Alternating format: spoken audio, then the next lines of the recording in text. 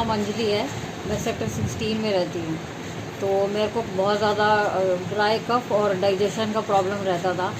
तो मैंने डॉक्टर सुरेश गांधी से दवाई लेना स्टार्ट किया। तो अभी तक जो मेरा प्रॉब्लम है, 1-1.5 महीना हो गया है मेरे को दवाई लेते हुए, और इस 1.5 महीने में 80% प्रॉब्लम मेरा क्योर हो चुका है। Electro homeopathy? और ये इलेक्ट्रो होम्योपैथी है, तो आप लोगों को, कई लोगों को तो मालूम ये ही है। कब से थी प्रॉब्लम?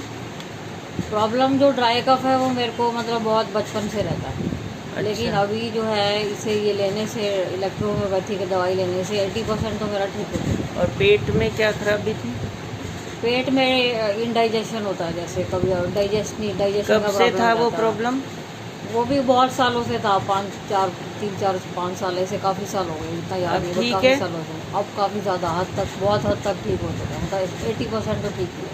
1 महीने की दवाई? Thank you.